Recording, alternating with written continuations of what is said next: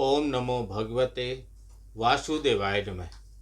नमस्कार, मैं ज्योतिषाचार्य वरुण प्रकाश ज्योतिष के आज के संस्करण में आपका बहुत स्वागत करता हूँ। हमारे सनातन परिवार के सभी लोग, सभी भाई बंधु, आपका हमेशा कल्याण हो। आप पर ग्रहों का, राशियों का हमेशा सकारात्मक प्रभाव रहे। आप तरक्की करें, आगे बढ़ें, प्रगति के मार्ग पर रहें और अपनी इच्छाओं की पूर्ति करते हुए अपने लक्ष्य को प्राप्त करें। 2025 कई मामलों में बहुत ही इम्पोर्टेंट वर्ष है। 2025 में 4 प्रमुख ग्रहों का गोचर हो रहा है, जो बहुत धीरे रफ्तार से उनका स्थान परिवर्तन होता है, जो एक राशि से दूसरी राशि जाने में काफी समय लेते हैं। जिसमें सबसे पहले स्थान पे आते हैं शनिदेव, जिनका 29 मार्च को गोचर हो गया। वह अपने राशि के, जिस राशि के स्वामी थे कुंभ राशि, वहां से निकलकर वह अब बृहस्पति की राशि मीन राशि में प्रवेश कर गए हैं, जिससे कुंभ राशि पर शनि की 7.5 का अंतिम वर्ष, मीन राशि पे द्वितीय वर्ष और मेष राशि पे शनि की 7.5 की शुरुआत हो गई। दूसरा, जब वह कुंभ राशि से निकलकर मीन राशि में शनिदेव गोचर करेंगे तो वह अब 3 जून 2027 तक वहीं पे रहेंगे। उसके बाद गुरु 14 मई को, देवगुरु बृहस्पति 14 मई को मिथुन राशि में प्रवेश करेंगे और उसके बाद राहु और केतु 18 मई को, यानी कि मई में 2 गोचर होगा बड़ा। एक तो 14 मई को देवगुरु बृहस्पति का और 18 को होगा राहु और केतु का। राहु कुंभ राशि में और केतु सिंह राशि में जाएंगे और 6 दिसंबर 2026 तक वहीं पे रहेंगे। तो आज का मेरा यह वीडियो राहु के गोचर पे है। शनि देव का गोचर जब हुआ, किन राशियों पर क्या प्रभाव पड़ेगा, उसका मैंने विस्तार पूर्वक वीडियो बनाकर दिया। देवगुरु बृहस्पति का जब गोचर होगा, किन राशियों पर कैसा प्रभाव पड़ेगा, उसका भी मैंने विस्तार पूर्वक आपको वीडियो बनाकर दिया है। आप मेरे चैनल पे जाकर अपने राशि के अनुसार से देखकर और क्या सावधानी बरतनी है, क्या करना चाहिए, क्या करने से आपको लाभ मिलेगा, वह सब मैंने विस्तार पूर्वक बताया है। आज का मेरा यह विशेष ब्लॉग राहु के गोचर पर रहेगा। इसके बाद अगला वीडियो आप केतु के गोचर पर देखेंगे। तो सबसे पहले समझिए राहु के बारे में। राहु क्या है, कैसे राहु काम करते हैं, यह सब समझिए। उसके बाद फिर मैं आपके राशि के बारे में बताऊंगा। राहु को वैदिक ज्योतिष में बहुत ही रहस्यमय ग्रह के रूप में देखा जाता है। बहुत इनका रहस्य बहुत होता है, कुछ समझ में नहीं आती है। राहु के बारे में यह कहा जाता है, यदि आप राहु को प्रसन्न कर ले जाते हैं, वैसे तो कलयुग में खास तौर पे राहु केतु और शनिदेव को प्रसन्न कर ले जाते हैं तो समझिए आपका तो बहुत बड़ा काम बन जाएगा। लेकिन यदि आप राहु को प्रसन्न कर ले जाते हैं, राहु पे इसलिए केंद्रित हूँ क्योंकि आज का विशेष ब्लॉग राहु पर ही संबंधित है। एक बात और आपसे निवेदन करूंगा, हमारे सनातन परिवार के सभी बंधुओं से, हमारे परिवार के आप सदस्य हैं, वीडियो को यदि अभी अभी आप देख रहे हैं तो लाइक कीजिए, सब्सक्राइब कीजिए और लोगों तक पहुंचाइए, शेयर कीजिए। यदि आपको कुछ भी कमेंट बॉक्स में नहीं लिखने को है तो आप जय श्री राम लिख दीजिए। चलिए आगे बढ़ते हैं। तो राहु किसी इंसान को, यदि आपकी कुंडली में राहु अच्छे पोजीशन पे हैं तो रंग को भी राजा बना देते हैं, और यदि थोड़े से भी वो अच्छे पोजीशन पे नहीं है तो राजा को रंक भी बना देते हैं। कुछ समझ में नहीं आता कब क्या दे देंगे, कुछ समझ में नहीं आता कब क्या छीन लेंगे। यह कूटनीति और राजनीति दोनों देने वाले ग्रह है राहु। यदि धार्मिक, राहु क्या है समझिए, यदि धार्मिक मान्यताओं को देखा जाए तो एक दैत्य था स्वरभानु। उस दैत्य का शीश, जिसे भगवान विष्णु भगवान ने मोहिनी का अवतार करके उसके धड़ से सर को अलग कर दिया था, लेकिन अलग करने से पहले वह अमृत पान कर लिया था। यह एक अलग कहानी है, आप जानते होंगे, मैं बता। तो जो सिर है वह राहु है और जो सिर से नीचे का हिस्सा है वह केतु है। खगोल विज्ञान के अनुसार राहु और केतु कोई ग्रह न होकर केवल कटान बिंदु है। इनका ग्रह का विशेष उनको महत्व नहीं दिया गया है, जो सूरज और चंद्रमा के परिक्रमा पथ के अनुसार कार्य करते हैं। सूरज और चंद्रमा के ऊपर इनका प्रभाव पड़ता है और उसी से सूर्य ग्रहण और चंद्र ग्रहण भी लगता है। सूरज और चंद्रमा के परिक्रमा पथ के अनुसार, जैसे खगोल के अनुसार मैं बता रहा हूं, तो यह अपना प्रभाव दिखाते हैं। वैदिक ज्योतिष में इन्हें छाया ग्रह कहा जाता है। राहु को, केतु को भी कहा जाता है, लेकिन आज का वीडियो राहु पे है। लेकिन इतना छाया ग्रह होने के बावजूद भी राहु ग्रह का महत्व कम नहीं होता है ज्योतिष में। राहु की स्थिति को सदैव ध्यान में रखा जाता है कि आपकी कुंडली में राहु कैसे हैं, कहाँ पे उनकी दृष्टि पड़ रही है, बहुत चीज़ों का होता है। इसलिए मैं हमेशा कहता हूँ कि आप अपनी कुंडली का विश्लेषण करा लीजिए, जिससे आप व्यक्तिगत तौर पे अपने बारे में बहुत कुछ जान सकते हैं और उसका उपाय करके हर एक चीज को आप पॉजिटिव कर सकते हैं, अपने फेवर में कर सकते हैं।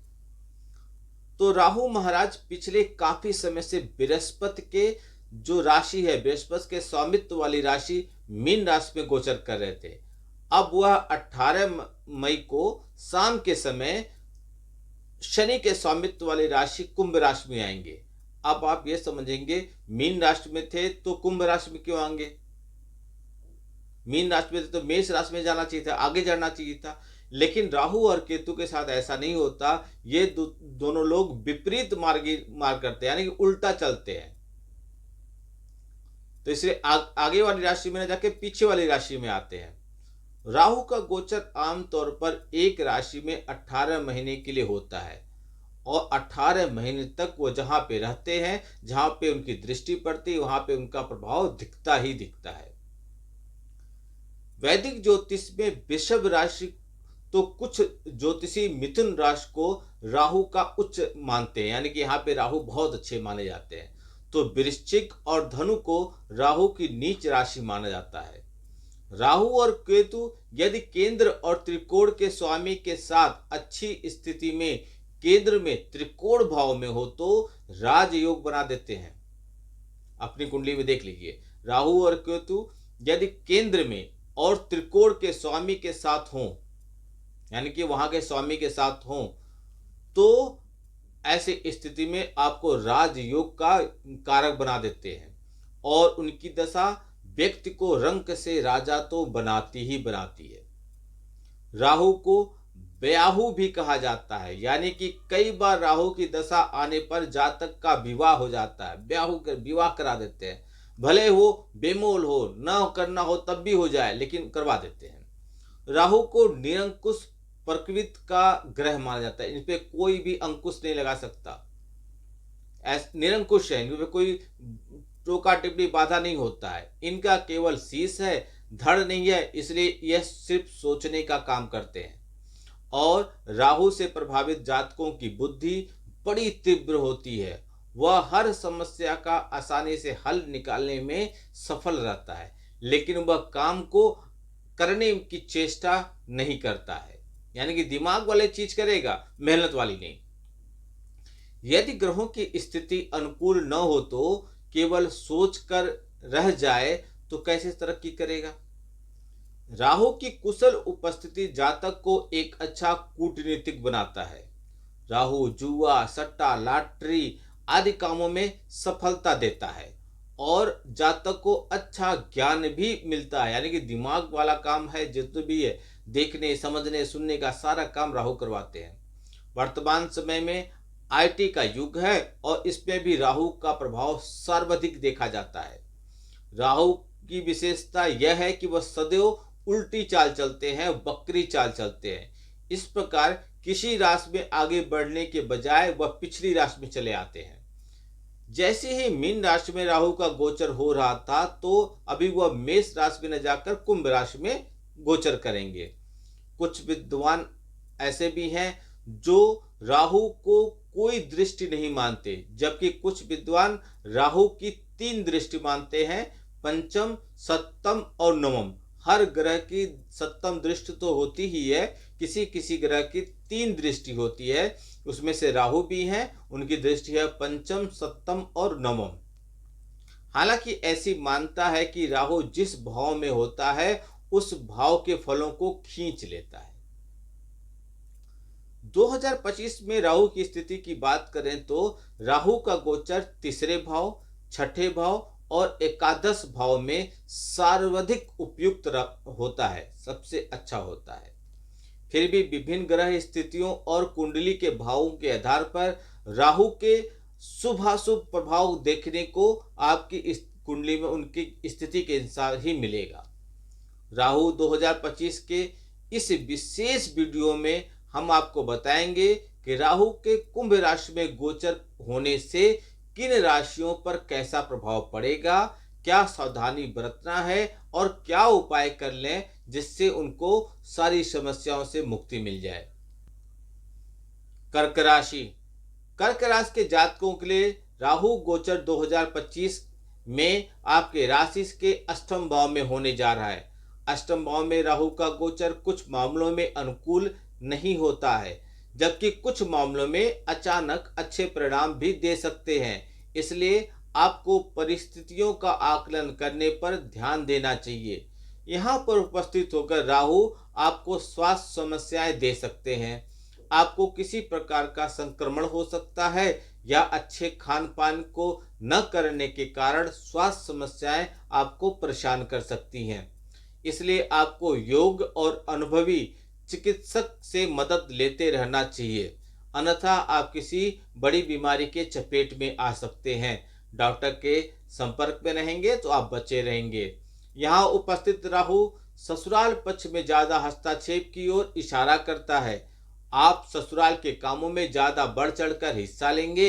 इस अवधि में राहु आपको शेयर बाजार में निवेश करने से रुकने की सलाह देंगे, अन्यथा आपका पैसा फंस जाएगा।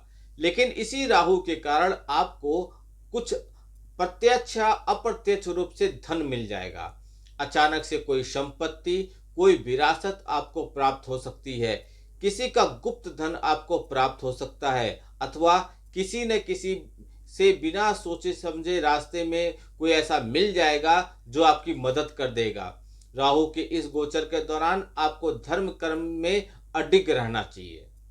आप उपाय कर लीजिए, आप भगवान शिव का रुद्रा अभिषेक करा लीजिए, इससे आपको लाभ मिल जाएगा।